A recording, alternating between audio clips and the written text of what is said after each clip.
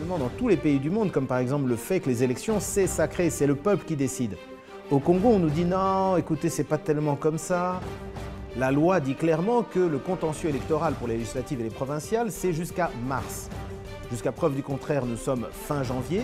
Ça veut dire que nous sommes en plein milieu du match. Je vous rappelle, aujourd'hui, le seul contentieux électoral qui est bouclé, c'est le contentieux électoral du président de la République. Donc Félix Tshisekedi est président de la République de fait. Oui, d'accord, mais le chien boit, la caravane passe, diraient ceux de la CENI. Donc, pour eux, syndicat peut beau crier, ça ne va rien changer. Ils ont fait leur travail, ils s'en sont félicités. Mais pour ce qui est des députés nationaux, pour ce qui est des élections provinciales des députés provinciaux et donc des sénateurs et donc ensuite des gouverneurs, rien n'est fait. À ce stade, le combat se fera comment pendant que Cash et FCC vont travailler ensemble? Vous allez faire quoi en ce moment-là? Je vous rappelle que M. Nanga s'était engagé à respecter la loi et qui nous a expliqué que la machine à voter, on n'allait pas utiliser les cartes SIM, on allait faire une imprimante et on allait ensuite faire le dépouillement physique. Politiquement, on a préféré tourner la page sur les présidentielles, mais on nous a quand même annoncé les résultats des provinciales et les résultats des législatives, alors qu'on a bien vu que le dépouillement n'avait pas eu lieu. Syndicat de Colo, si Félix Tshisekedi vous invitait à venir et à travailler dans le gouvernement, quelle serait votre position?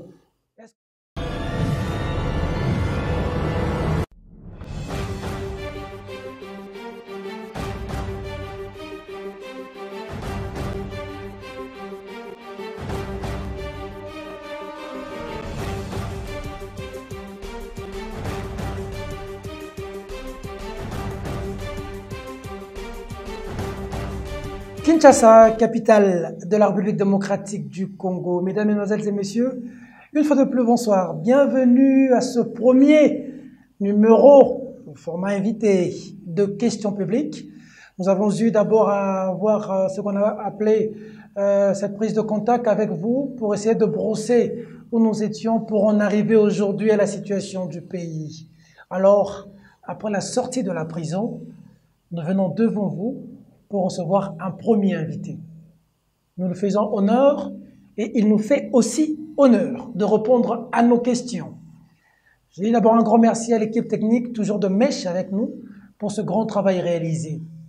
Et merci à l'invité qui se sera battu aussi pour qu'on en arrive là. Il est homme d'affaires, initiateur du mouvement Les Congolais debout. Syndicat d'Okolo. Bonjour. Bonjour Peter Tiani, bonne année, comment allez-vous? Merci, pareillement. Je vais bien, syndicat. Comment vous allez? Écoutez, tout va bien, on commence une année forte de rebondissement au pays. Donc il y a beaucoup d'actualités, il y a beaucoup de nouveautés. Et évidemment, au niveau de la société civile congolaise qui a fait un grand travail, c'est aussi l'heure des bilans et de tirer des prospectives. Et je vous remercie de l'opportunité que vous me donnez d'échanger un peu à la fois sur l'actualité du pays, mais aussi des analyses plus profondes sur ce qui va se passer à plus long terme dorénavant et ce qui nous attend dans cette nouvelle législature qui vient de commencer. Merci beaucoup, syndicat. Moi, je vous remercie. Je vous remercie parce que si aussi cette émission est possible, c'est parce que beaucoup de personnes nous ont tendu la main, au premier rang desquelles vous figurez. Mais aujourd'hui, il y a eu les élections démocratiques du Congo. Félix Antoine Tshisekedi Tshilombo, président de la RDC. Vos impressions? Écoutez, je pense que l'ensemble du peuple congolais est heureux que finalement il y ait une alternance au plus haut niveau de l'État. Vous savez que ça a été un grand combat, et notamment de la société civile congolaise, d'arriver à empêcher M. Kabila de se présenter à un troisième mandat. Il est clair que ça faisait partie des options qui étaient au-dessus de la table et certainement celles qu'il aurait préférées. Grâce à un grand effort de mobilisation, de conscientisation et à un prix qui a été payé, qui a été très élevé. Il faut rappeler les morts, la répression. Vous-même, vous avez été en prison. Les gens qui, comme vous, ont essayé de défendre les principes et les droits des citoyens de choisir librement leurs dirigeants ont payé le prix fort. Nous-mêmes, les Congolais debout, nous avons eu beaucoup d'arrestations, d'intimidations qui sont venus décimer nos rangs. Donc aujourd'hui, c'est vrai que c'est un signe très fort, très positif pour le Congo de pouvoir avoir un nouveau président. Cela dit, nous sommes un mouvement citoyen. Notre rôle, ça n'est pas de prendre parti pour tel ou tel individu, mais défendre des principes démocratiques qui, selon nous, rendra notre pays plus fort et plus prospère. Et de ce point de vue-là, c'est vrai qu'il y a beaucoup à dire sur le processus électoral en lui-même, qui a été assez catastrophique et qui, d'une certaine manière, porte en lui les défauts ou les vices qui risquent de limiter ou d'empêcher le changement auquel tous les Congolais aspiraient, parce que finalement, le problème n'est pas la personne ou n'était pas le problème de la personne de M. Kabila, et donc il ne se résout pas en ayant une différente personne sur la photo présidentielle dans les bureaux de l'administration publique. Le problème, c'était le sous-développement du pays, c'était les antivaleurs, c'était la corruption, c'était la confiscation des libertés individuelles et collectives des Congolais. Et donc, de ce point de vue-là, ce qu'on combattait avant tout, c'était un système.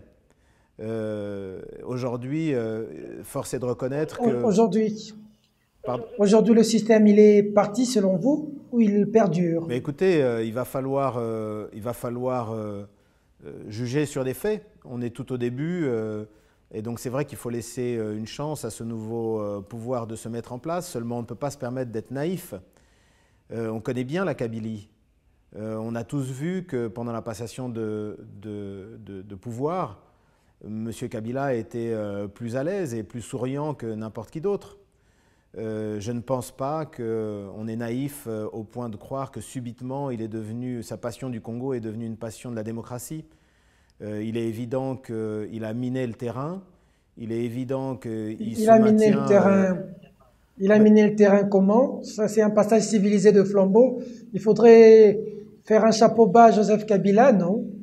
Mais écoutez, miner le terrain, ça veut dire qu'effectivement, de différentes manières, il s'est organisé pour pouvoir protéger ses intérêts, ses avantages et les gens qui l'entourent et le servent, ses intérêts familiaux mais aussi ses intérêts politiques.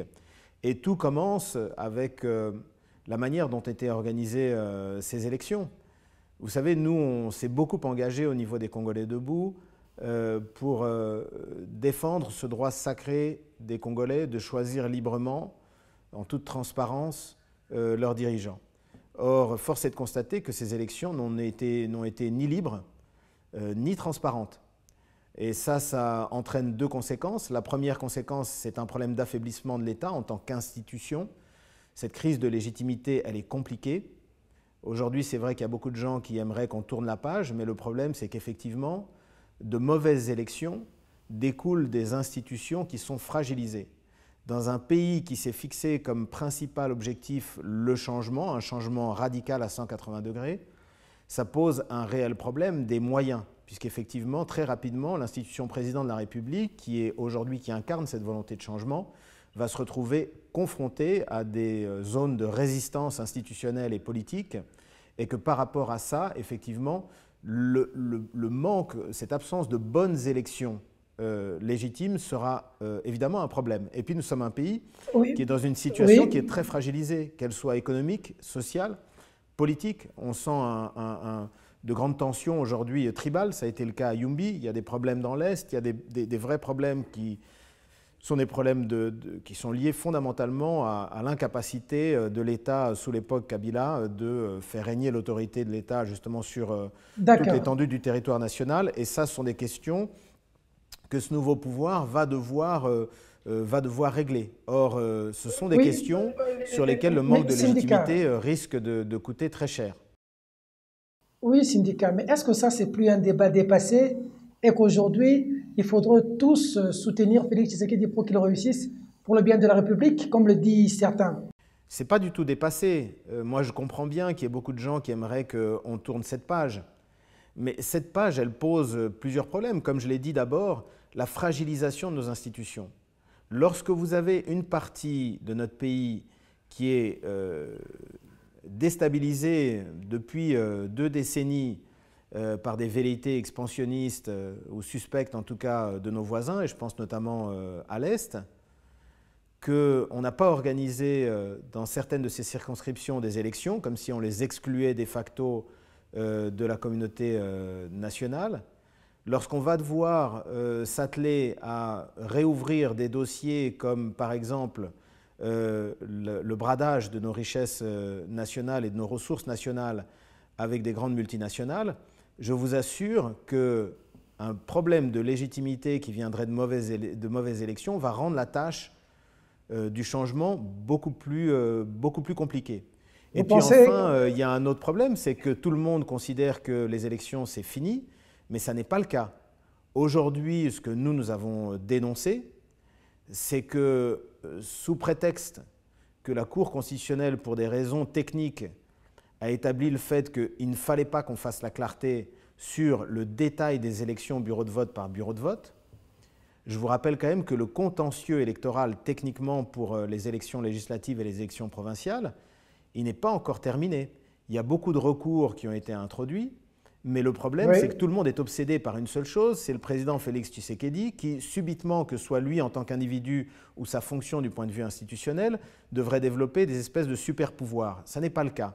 Le pouvoir du président de la République, il est certain, il incarne un certain nombre de valeurs, il incarne dans sa personne la souveraineté nationale, mais ça ne veut pas dire qu'il peut tout faire. Notre Constitution est ainsi faite qu'il dépend, pour la gestion du gouvernement, il dépend principalement du chef du gouvernement. Dans la plupart des domaines de gestion de l'État, l'aval ou la co-signature du gouvernement, du chef du gouvernement et du Conseil des ministres, est fondamentale pour des questions même aussi simples que révoquer les chefs de zone militaire ou les chefs d'état-major.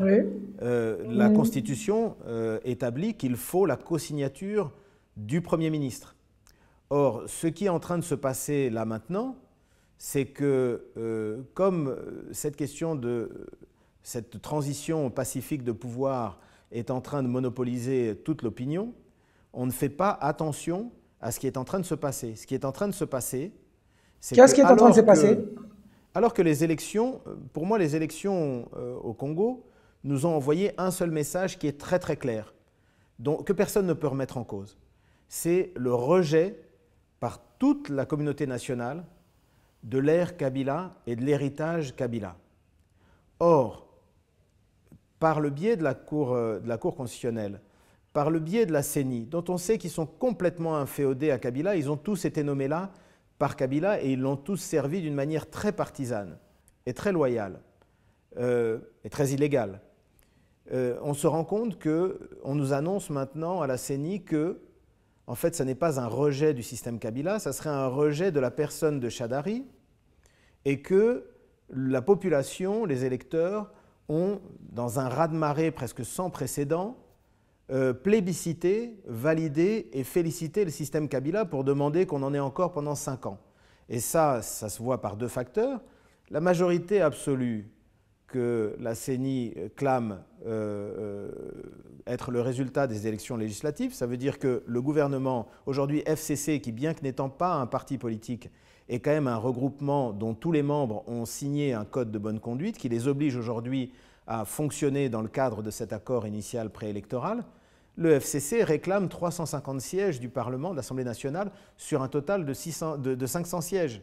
Ça veut dire une majorité absolue. Ça veut dire qu'effectivement, la cohabitation est de facto, puisque le FCC peut imposer le Premier ministre qu'ils veulent. C'est-à-dire que, grosso modo, là aussi c'est vrai que le Premier ministre ne pourra pas faire tout seul. Là aussi, c'est discutable, le syndicat, parce que certains du cash disent que, bon, comme le FCC est un regroupement, c'est pas un parti politique, il peut y avoir d'autres coalitions. La FDC, par exemple, peut se rallier au cash. Et ça peut toujours changer à tout moment, hein, avec Vital Kamerhe qui est là. Vous en pensez quoi? Écoutez, on peut toujours espérer et se bercer de 12 illusions. On peut toujours dire que tant de Congolais sont morts pour obtenir le changement et que finalement, on va attendre, rester maintenant les bras croisés et attendre de voir si le changement arrive par lui-même. Ou bien on va rester constant par rapport à notre engagement et vigilant comme société civile et accompagner ce processus jusqu'à son terme. Aujourd'hui, il y a un véritable enjeu.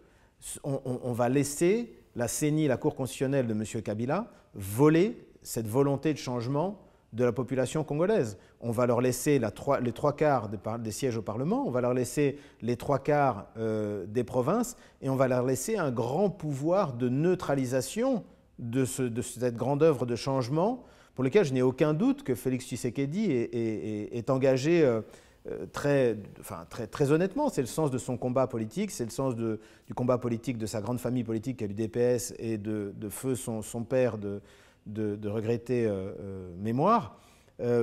Mais toujours est-il qu'aujourd'hui, cette question du contentieux électoral sur les législatives et sur les provinciales, c'est un enjeu majeur qui se joue aujourd'hui, et je n'entends personne en parler.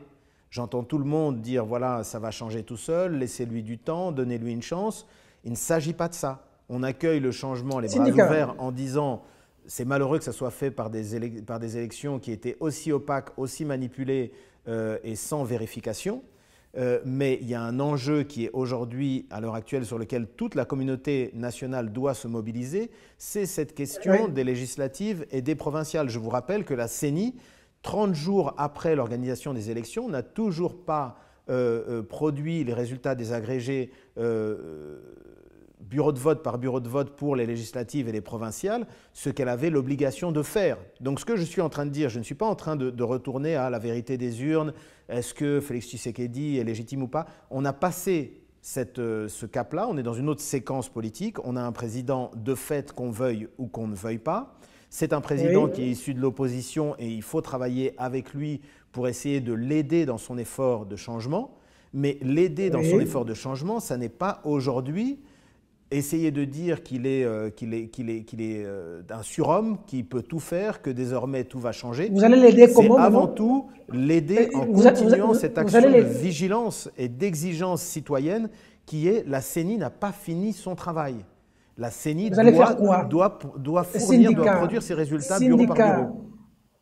Syndicat, vous allez faire quoi de manière concrète pour l'aider? Vigilance, vous allez faire quoi encore? Continuer des pressions et des jeux de cloche comme vous le faisiez? Mais de manière très concrète, moi je pense qu'aujourd'hui, toutes les personnes, tous les groupes de la société civile, tous les partis politiques qui sont pour le changement doivent se rendre compte que nous sommes dans un match de boxe, nous sommes dans un match de tennis où il y a eu un set ou un round, mais le match n'est pas encore fini. Cette question des législatives et des provinciales, elle va déterminer la capacité de Félix Tshisekedi et des forces du changement à matérialiser le changement, la sortie des antivaleurs qui ont marqué la dictature kabyliste vers un nouveau type de gouvernance, un nouveau type de société qui va permettre le développement du Congo que tous les Congolais appellent de leur vœu. Et ça veut dire qu'aujourd'hui, il faut absolument qu'il y ait un ressaisissement de nos politiciens et de notre opinion publique pour qu'on exige de la CENI qu'elle fasse son travail correctement. Ça veut dire effectivement que nous remettons en cause, nous suspectons et nous rejetons cette théorie selon laquelle la population congolaise aurait chassé Kabila et les kabylistes de la présidence, mais il l'aurait félicité de leur bon bilan et de leur bon travail en leur redonnant le gouvernement et le contrôle du Sénat et de toutes les provinces, 3/4 des provinces du pays. Nous pensons que c'est une tricherie sans précédent. Je vous rappelle qu'il y a quand même des indices de tricherie qui sont indiscutables. Je comprends bien que politiquement, on a préféré tourner la page sur les présidentielles, mais on nous a quand même annoncé les résultats des provinciales et les résultats des législatives, alors qu'on a bien vu que le dépouillement n'avait pas eu lieu. Je vous rappelle que M. Nanga s'était engagé à respecter la loi et qui nous a expliqué que la machine à voter, on n'allait pas utiliser les cartes SIM, on allait faire une imprimante et on allait ensuite faire le dépouillement physique. Il est clair que le dépouillement physique n'a pas eu lieu. Ça veut dire qu'on est bien en présence d'un vote électronique, c'est-à-dire illégal. Ce sont des questions qui ne sont pas des détails. Il va falloir aller au fond de cette question-là. D'accord. Mais syndicat, c'est comme si on revient en arrière. Au stade où nous parlons, au stade où nous réalisons cette émission, au stade où vous vous adressez à des millions de Congolais, ici au pays et à l'étranger, Nous avons une Assemblée nationale en majeure partie largement dominée par le FCC, les députés provinciaux, les assemblées provinciales, c'est le FCC. Donc, probablement, le Sénat, ce sera le FCC, le gouvernement, ce sera le FCC. Et certains de cash ont clairement dit qu'ils vont coaliser, ils vont travailler avec le FCC. Alors, en ce moment-là, vous allez combattre et le cash, qui est Félix Tshisekedi, et le FCC, qui est Kabila, ou vous allez leur scinder comment? Parce que les élections ont déjà été organisées, les élections provinciales et les législatives nationales. Donc, à ce stade, le combat se fera comment pendant que Cash et FCC vont travailler ensemble? Vous allez faire quoi en ce moment-là?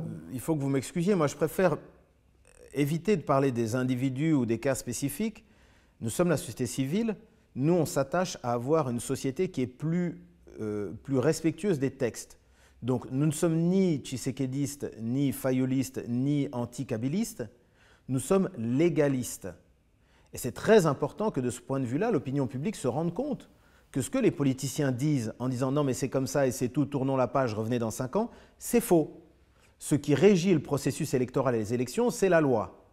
La loi dit clairement que le contentieux électoral pour les législatives et les provinciales, c'est jusqu'à mars. Jusqu'à preuve du contraire, nous sommes fin janvier, ça veut dire que nous sommes en plein milieu du match.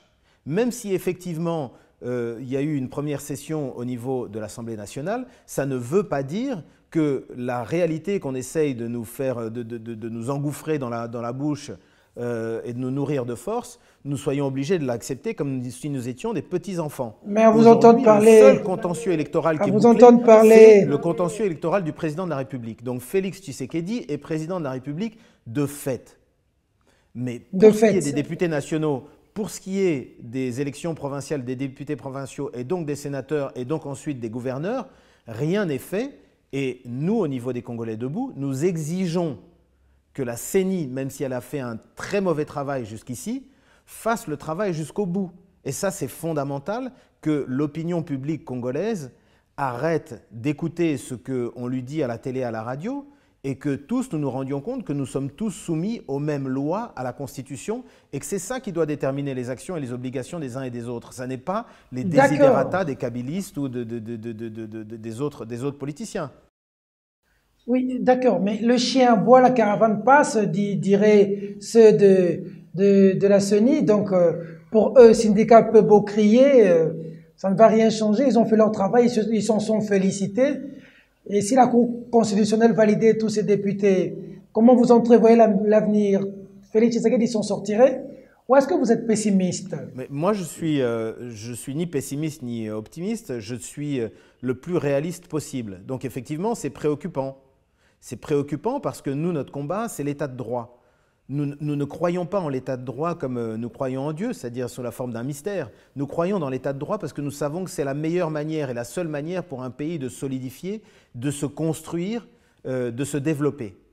Or, si on va aux élections, c'est avant tout parce qu'on veut un Congo meilleur qu'avant, parce qu'on se rend compte qu'effectivement, nos politiciens ont trahi leur serment, ont développé des systèmes de corruption qui sont généralisés et ont affaibli notre État et qu'on veut un changement à ça. C'est pour ça que tous les Congolais sont allés voter. Donc aujourd'hui, on ne peut pas être léger en disant « oui, le chien aboie, la caravane passe ».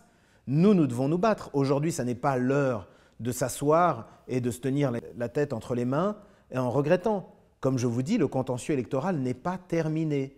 Moi, lorsqu'on me dit Félix Tshisekedi est président, c'est déjà beaucoup, on va s'en contenter, pour moi, c'est une hérésie. Le seul propriétaire du Congo, c'est le souverain primaire, le peuple congolais. L'obligation de nos institutions comme la CENI, la Cour constitutionnelle, c'est juste de nous donner un miroir qui reflète cette vérité. Aujourd'hui, c'est un miroir qui est couvert de boue et qui est délibérément opaque. Il nous reste encore 1 mois et demi pour obtenir ce qui est notre droit, qu'il y ait une vision claire, transparente, accessible pour tout le monde de ce qu'a dit le peuple congolais le 30 décembre dernier. Syndicat de Colo, si Félix Tshisekedi vous invitait à venir et à travailler dans le gouvernement, quelle serait votre position? Est-ce que le mouvement citoyen, surtout les Congolais debout, devrait rester dans la posture de pression et de proposition? Ou est-ce qu'aujourd'hui, vous ne pouvez pas travailler maintenant de l'intérieur et changer les choses les choses de l'intérieur. Écoutez, il y a deux choses par rapport à votre question. Moi, je n'aurais aucun problème à travailler avec Félix Tshisekedi.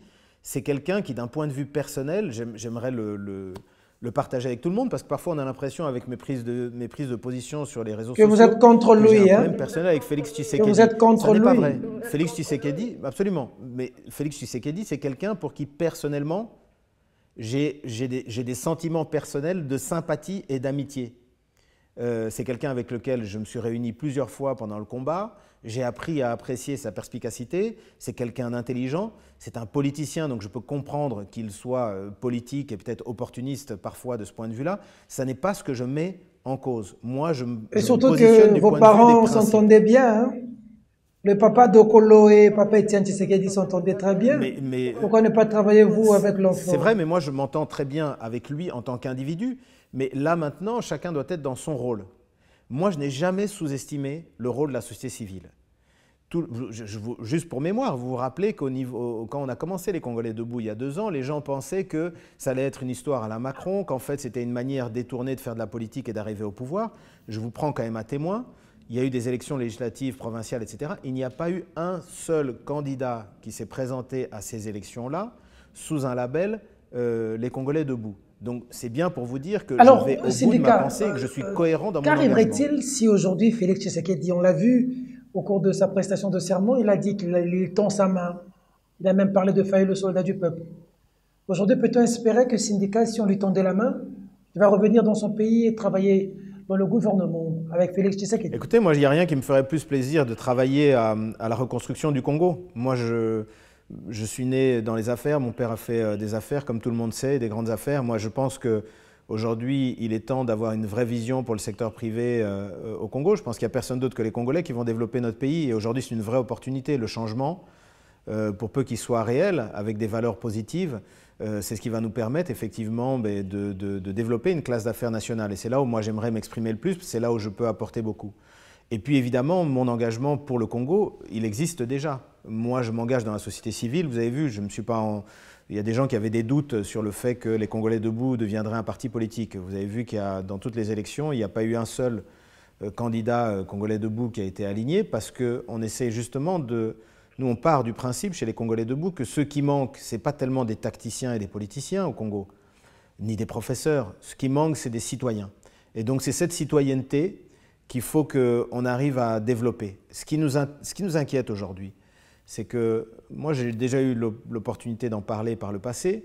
Moi, je ne pense pas que M. Kabila de 2003-2004 est le même M. Kabila de 2015-2016.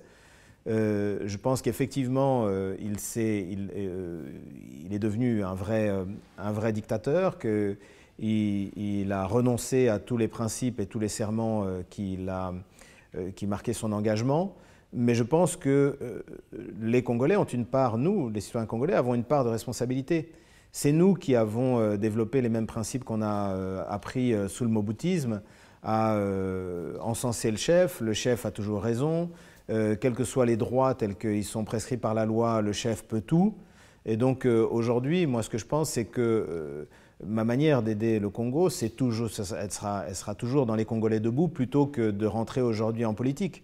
Et puis, ça c'est ma réponse de principe. La société civile, le développement de la culture de la citoyenneté, de la légalité, du respect des textes, je pense que c'est ça ce qui m'a manqué le plus au Congo dans notre jeune histoire, et c'est ce à quoi il faut s'atteler. Maintenant, il y a un autre aspect qui est plus conjoncturel. C'est qu'aujourd'hui, effectivement, M. Kabila a mis en place des verrous partout autour du pouvoir. Avec sa Cour constitutionnelle et sa commission électorale, il est en train de dire que le pouvoir de l'exécutif doit être partagé directement avec lui. Il a un pouvoir de neutralisation de l'action, de la volonté de changement du président de la République par le biais de la majorité parlementaire et donc de la primature et du Conseil des ministres. Il a également le contrôle de la territoriale avec les gouvernorats de province. Je vous rappelle qu'il y a beaucoup de dispositions de la Constitution qui n'ont jamais été appliquées jusqu'ici, comme la rétrocession d'une partie des ressources vers les provinces. Donc ce pouvoir de M. Kabila va être très très important et très disruptif. Et ça sera très difficile pour Félix Tshisekedi et pour son gouvernement ou son pouvoir d'opérer un changement à moins que Kinga Kati ne l'accepte. Donc ça va être très compliqué. Finalement, on va se rendre compte qu'on risque de déchanter, non pas parce que Félix Tshisekedi n'est pas quelqu'un qui réellement veut changer les choses, mais parce qu'institutionnellement et politiquement, on a laissé créer un rapport de force qui fait que finalement, il ne peut rien faire. Donc aller dans un gouvernement qui serait un gouvernement de M. Albert Youma ou de un Mova Sakani ou de même un Chadari ou même une Janet Kabila, ça serait pour aller faire quoi? Puisque concrètement, un membre de ce gouvernement-là ne pourrait rien changer. Et donc le grand enjeu, le grand défi à l'heure actuelle, et c'est pour ça que je dis, peuple congolais, il faut qu'on se lève, il faut qu'on reste vigilant, il faut qu'on continue d'agir, parce que le contentieux électoral n'est pas fini et que le rapport de force n'est pas encore défini pour toujours, ou en tout cas pour cette législature. C'est très important qu'on réagisse parce qu'effectivement, on risque de se retrouver dans une situation où on va encore avoir des politiciens qui vont se partager un gâteau et le peuple congolais sera le dindon de la farce. Moi, je ne crois pas aujourd'hui que le Congo puisse se permettre encore 5 années de Kabylie. Je pense que les crimes qui ont été perpétrés contre le peuple kassaïen dans les manipulations de Kamina Sapou, contre les peuples, entre guillemets, nos frères d'origine swahili, à l'Est dans les instabilités qui ont été instrumentalisées par le pouvoir de M. Kabila, tout ça, je pense que ça risque de détruire notre pays définitivement si on y prend garde. Et c'est là où moi, je me joins au reste de la communauté nationale de la société civile pour dire on salue l'arrivée au pouvoir de M. Tshisekedi parce que c'est un changement, mais on invite le changement à être la priorité et non pas juste le changement de superficie qui serait changer une personne. Ça veut dire que, à vous entendre parler, parce que bientôt nous allons entrer de fond en comble pour parler de Congolais debout, mais à vous entendre parler du pays, vous parlez plus de Joseph Kabila aujourd'hui pendant qu'il appartient au passé. Mais visiblement pour lui, il est encore présent. Donc, on peut conclure que les 5 prochaines années avec Félix Tshisekedi sera égal aux les années précédentes avec Kabila. Mais moi, j'ai l'intime conviction que Félix Tshisekedi veut le changement. C'est quelqu'un qui s'est battu, c'est quelqu'un qui a marché, c'est quelqu'un qui est un compagnon que je considère un compagnon de lutte, un de mes frères aînés dans la lutte pour le changement qui a marqué notre engagement ces dernières années. Mon engagement, je suis évidemment beaucoup plus jeune que lui dans l'absolu et dans l'engagement citoyen pour le changement au Congo. Le problème est que ma vision du rapport de force n'est peut-être pas aussi optimiste que ceux qui voient et qui espèrent dans l'accession de Félix Tshisekedi au pouvoir. Ils voient que la solution à tous les problèmes. Et ils ont l'impression que lorsqu'on dit c'est faux, le président n'a pas suffisamment consolidé le pouvoir autour de lui, il n'a pas été suffisamment bien élu. Et là, pour l'instant, il y a encore un travail à faire pour renforcer ces forces de changement. C'est pris parfois comme si ça venait de politiciens ou comme s'il y avait une volonté de nuire ou d'insulter ou de manquer de respect. Ça n'est pas le propos et donc je me permets de m'en expliquer parce que je vois beaucoup de réactions très passionnelles sur les réseaux sociaux alors que ce que nous faisons comme travail… Hein. Mais ce que nous faisons comme travail, nous, la société civile, ce n'est pas faire plaisir aux gens. Ce n'est pas dire « Ah voilà, il y a un nouveau pouvoir, maintenant on va commencer à essayer d'être copain-copain avec eux ». Vous savez, moi, quand on a créé tous ensemble les Congolais debout, j'aurais aussi pu, moi j'ai une vie qui est assez privilégiée, j'aurais pu soit rester en Europe, soit rester ami avec M. Kabila. Mon engagement, il n'a pas comme objectif gagner le pouvoir, il a comme objectif le fait que j'ai décidé que dans ma vie, la dimension morale devait absolument prendre le pas sur le reste par rapport à mon pays, donc par rapport à mon identité congolaise. Je me suis fixé comme objectif moral d'arriver à tout faire dans ma vie pour léguer à mes enfants et à nos enfants, à la génération future, un Congo meilleur que ceux que nos parents ont réussi à nous léguer, en l'occurrence mon père. Donc mon engagement, c'est ça. Ça n'est pas une histoire de dire je suis copain avec un tel ou copain avec un tel, qu'est-ce que ça m'offre comme possibilité? Aujourd'hui, le Congo ne s'en sortira que si nous développons une vraie culture citoyenne. Et donc ça, c'est un travail qui reste encore à faire. Donc nos commentaires que nous faisons, ils sont des commentaires avant tout du point de vue du principe, du point de vue de la morale et du point de vue de cette culture qu'il faut développer, d'un dialogue qui est certes ouvert, mais très exigeant des citoyens vis-à-vis de leurs élus. Et c'est ce qui m'inquiète beaucoup lorsque je regarde les réactions violentes qui ont été faites contre l'Église catholique et contre le CLC. Je vous garantis que s'il n'y avait pas eu de CLC et d'Église catholique, il n'y aurait pas eu de changement à la tête du pays. On a dit que l'Église catholique... Mais moi, je vous l'ai dit, on s'est engagé... On a attaqué l'Église catholique, on a suivi les syndicats, là, on a suivi ici, hein, des cadres... Vous savez quand... de cash et de DPS, dire que c'est Moïse Katumbi... Peter, il ne faut pas avoir la mémoire courte. Il ne faut pas personnaliser les choses et il ne faut pas avoir la mémoire courte. Moi, je vous dis, dans le combat, on était dans le combat tous les jours. On a mis tous les moyens possibles, humains, matériels, moraux, diplomatiques, politiques, tout ce que vous voulez. On s'est rendu compte que le problème au Congo, c'était le système Kabila et qu'il fallait évacuer ce système parce qu'il devenait dangereux pour la survie de la RD Congo, pour l'avenir de nos enfants. Et lorsqu'on a essayé de mettre la population, de mobiliser et de mettre la population dans la rue, je vous garantis que ni nous, la société civile, LCD, etc., on avait la capacité de mettre une masse critique de Congolais dans la rue pour réclamer des élections et pour réclamer que M. Kabila ne puisse pas prendre la voie d'une tentative de troisième mandat et de violation de notre Constitution. Les partis politiques, mais aucun d'entre eux n'a eu la capacité de mettre les gens dans la rue. Les seuls qui ont eu la capacité de mettre les gens dans la rue, c'est l'Église catholique et c'est le CLC. Et là où tout le monde devrait avoir une reconnaissance respectueuse vis-à-vis de ces institutions, on est aujourd'hui en train de dire non mais c'est nous qui avons le pouvoir, taisez-vous, vous êtes manipulés, vous êtes payés par un tel, etc. C'est un manque de respect, c'est indigne. Il n'y a aucune raison politicienne qui peut justifier ça. Et par rapport à ça, j'aimerais encourager d'ailleurs, je redoute le retour des antivaleurs. Il y a un jeu de Kabila qui a été fait qui est très vicieux, qui est de jouer sur les tensions tribales, en disant que, soi-disant, lorsqu'on n'est pas d'accord et lorsqu'on réclame la vérité des urnes, on est anti-tshisekédiste et donc on est anti-Moulouba. C'est un jeu qui est un jeu d'antivaleurs qui ne m'étonne pas beaucoup de la part de la Kabylie, mais qui est très dangereux et que nous tous, la communauté nationale, nous devons rejeter. Oui, mais c'est ce qui se constate aujourd'hui, quand même. J'ai vu beaucoup ont été pris de court dans les réseaux sociaux quand vous vous attaquez à Fachi. On dit que beaucoup Messana, donc bon Messana. Faut qu'on dise, ma Félix. On a l'impression que la tolérance n'habite pas beaucoup aujourd'hui. Hein. Mais je crois justement qu'il ne faut pas que ceux qui étaient les opposants d'hier, qui ont souffert des excès, qui ont souffert de la pensée unique, qui ont souffert de la marginalisation et des intimidations, aujourd'hui qui se retrouvent dans une position, là ils ont l'impression d'être aux commandes, qui commencent à vouloir créer le même genre de phénomène vis-à-vis des autres et vouloir ou les intimider ou les empêcher de parler. La victoire du changement, c'est avant tout la victoire des libertés individuelles et collectives. Et cette liberté d'expression, cette liberté de critiquer, elle est fondamentale. Nous ne sommes pas battus contre M. Kabila comme individu, nous nous sommes battus parce qu'il a essayé de confisquer les droits fondamentaux des Congolais. Et donc, il n'est pas question, sous prétexte qu'il y ait quelqu'un aujourd'hui ou des nouvelles sensibilités, qu'on accepte aujourd'hui de subir les mêmes intimidations. Ça ne passera pas. Alors, quel est le rôle aujourd'hui et la place du mouvement citoyen et surtout les Congolais debout?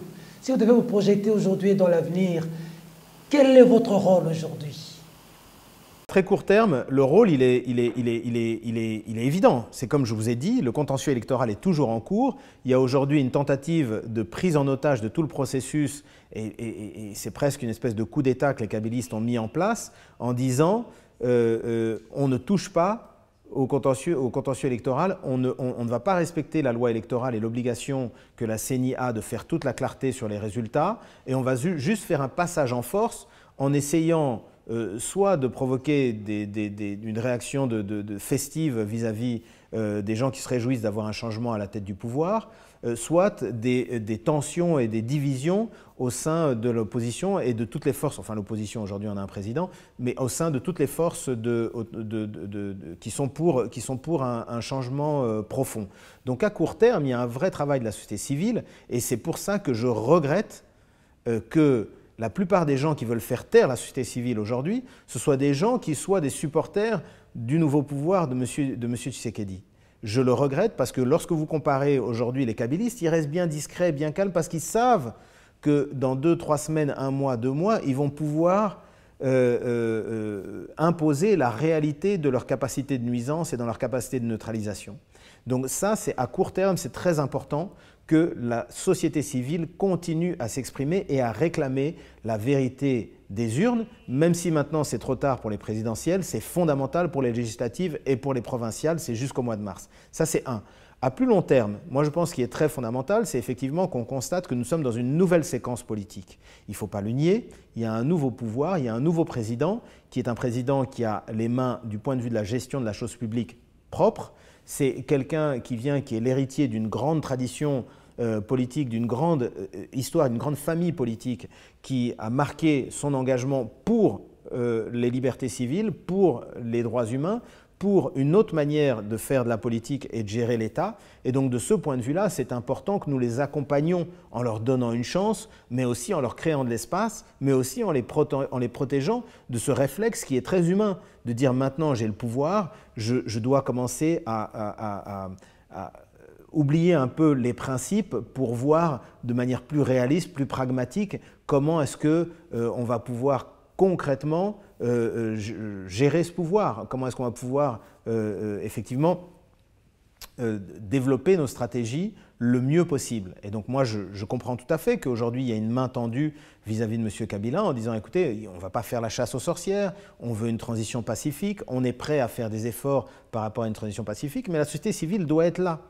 Elle doit être là parce que nous pensons que la paix ne peut pas être faite au coût de la justice. La justice, nous ne pourrons pas construire un État fort si nous n'avons pas un État qui respecte avant tout la justice et le droit des citoyens à avoir un vrai accès à une vraie justice.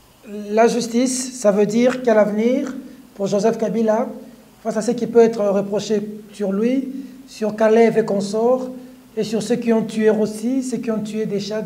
Selon vous, quel avenir pour le bien du pays, pour la paix, doit-on faire tabula rasa, ou est-ce que les gens doivent être déférés devant la justice?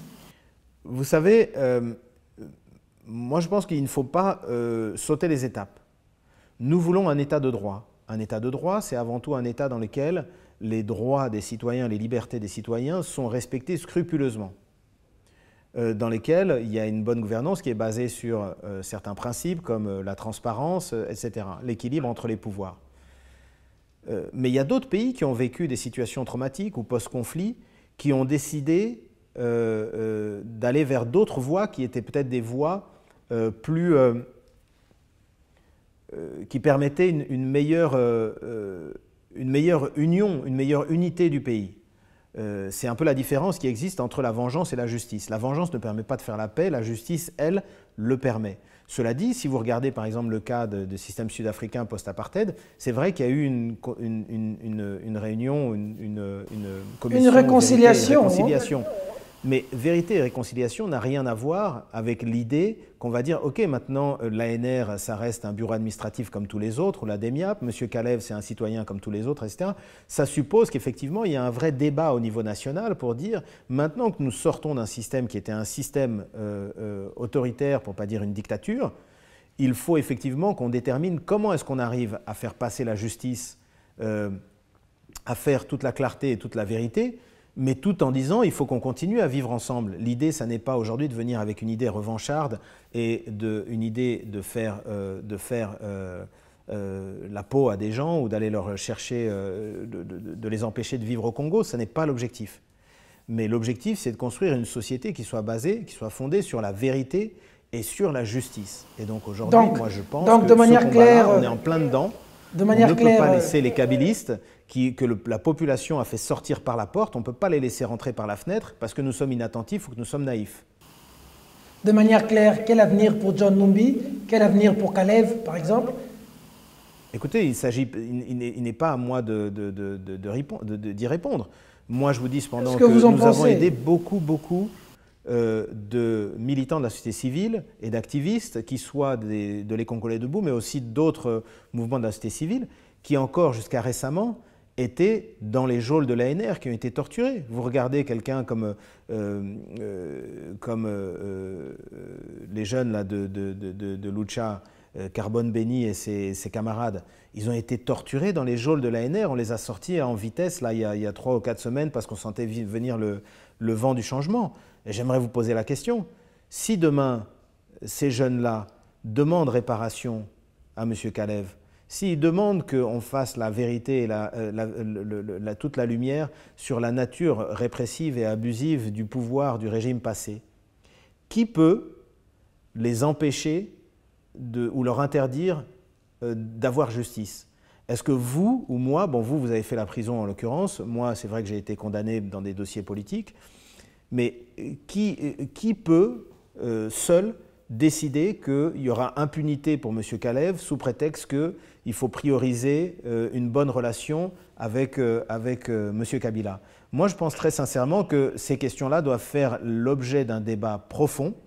Et nous, au niveau des Congolais debout, nous allons convoquer là maintenant un grand congrès qui va nous permettre à la fois de faire le bilan de ce qui s'est passé dans cette séquence qui vient de se clôturer et qui va nous permettre aussi de nous redéterminer autour de nos principes. Quels sont les objectifs, maintenant que nous sommes dans une nouvelle réalité, une nouvelle séquence politique, quels sont nos objectifs? Autour de quels objectifs, avec quels moyens et de quelle manière est-ce que nous allons essayer d'être les plus instrumentaux possibles pour aider le Congo à matérialiser le changement? Syndicat, il nous reste 15 minutes.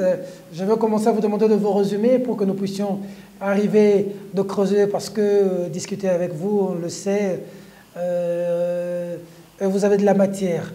Mais dites-nous en plus, pour certains, Tshisekedi président, syndicat devait être au pays, Moïse Katumbi au pays, les prisonniers politiques dehors. D'aucuns s'impatientent et disent que ça traîne. Qu'en pense le syndicat de Kolo? Écoutez, Peter, moi je comprends bien que tout n'est pas possible en une seule journée. Je ne suis pas naïf, je ne suis pas un enfant. Je me rends bien compte qu'aujourd'hui, il y a encore des forces négatives qui sont très présentes, qui ont profité du système pour essayer de se maintenir en place, et donc qui vont essayer d'empêcher le changement auquel tout le monde aspire. Et pour moi, effectivement, le baromètre du succès du nouveau pouvoir de Félix Tshisekedi dans sa volonté de changement, ça va être ça. Ça va être, pendant encore combien de temps, des gens comme des Diomi, des gens comme des Franck Diongo vont être maintenus en prison. Pendant encore combien de temps des procès iniques qui n'avaient comme objectif que d'empêcher certains citoyens gênants par leur engagement public de rentrer au pays. C'est mon cas par exemple. Pendant combien de temps est-ce que cette réalité va se maintenir? Et donc par rapport à ça, moi j'ai l'intime conviction qu'aujourd'hui le président Tshisekedi doit peser tout son poids pour arriver à opérer ce changement, parce que c'est un changement culturel. Vous savez, il faut saluer quand les hommes politiques posent des actes positifs. Moi, j'ai été très sensible au fait que le président Tshisekedi a pris des mesures immédiates, par exemple, par rapport aux manifestations et à la répression très violente, qui est vraiment digne de l'ère Kabila, qu'il y a eu sur les jeunes manifestations à l'université à Lubumbashi.